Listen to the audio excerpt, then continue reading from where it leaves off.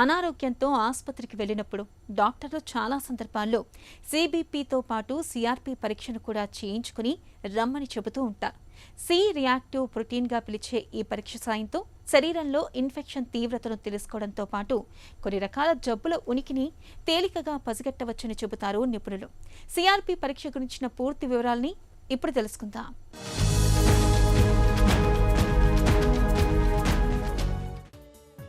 Doctor దగ్గరికి వెళ్ళినప్పుడు కొన్నిసార్లు సిఆర్పి పరీక్ష చేయించుకోవాలని చెబుతుంటారు. దీని ఉద్దేశం రక్తంలో సి రియాక్టివ్ ప్రోటీన్ మోతాదులను తెలుసుకోవటం. ఇన్ఫ్లమేషన్ అంటే వాపు ప్రక్రియ ప్రతిస్పందనలో భాగంగా కాలేయం దీన్ని తయారు చేస్తుంటుంది. గాయాలు, ఇన్ఫెక్షన్లు, జబ్బుల వంటి వాటి నుంచి కాపాడుకోవటానికి, కోలుకోవటానికి శరీరం చేసే ప్రయత్నమే వాపు ప్రక్రియ. ఇది అప్పటికప్పుడు తలెత్తటం లేదా స్వల్పకాలం ఉండటం మేలు చేస్తుంది. ఉదాహరణకు చర్మం కూసుకుపోతే అక్కడ ఎర్రబడటం, ఉబ్బటం దీని లక్షణాలే. ఇది ఇన్ఫెక్షన్ను నిలువరించే ప్రయత్నమే. శరీరంలో హానికారక క్రిములు, విషతుల్యాలను ఎదుర్కొనే క్రమంలోనూ ఇలాంటి ప్రతిస్పందనే తలెత్తుతుంది.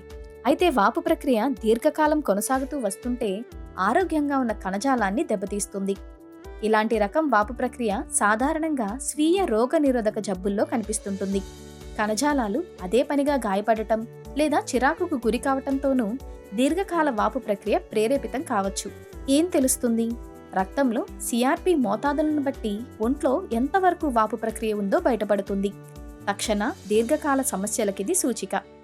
సిఆర్పి ఎక్కువగా ఉంటే బ్యాక్టీరియా లేదా viral infection, Crohn's ulcerative colitis వంటి పేగుపూత జబ్బులు, ల్యూపస్, రుమటాయిడ్ ఆర్థరైటిస్ వంటి స్వీయ రోగనిరోధక సమస్యలు, ఉబ్బసం వంటి ఊపిరితిత్తుల జబ్బులు ఉండొచ్చని అర్థం.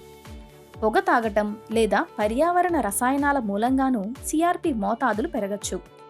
సర్జరీ అయినప్పుడు లేదా ఇన్వేజివ్ ప్రక్రియలు చేయించుకున్నప్పుడు రోగుల్ని పర్యవేక్షించడానికి సిఆర్పి పరీక్ష బాగా ఉపయుక్తంగా ఉంటుంది. కోలుకునే దశలో ఉన్నప్పుడు ఒంట్లో ఇన్ఫెక్షన్ స్థాయిలను నిర్ధారించుకునేందుకు సిఆర్పి బాగా ఉపయోగపడుతుంది. సిఆర్పి స్థాయిలు బాగా ఎక్కువగా ఉన్నప్పుడు డాక్టర్లు అదనంగా మరిన్ని పరీక్షలు సూచిస్తుంటారు.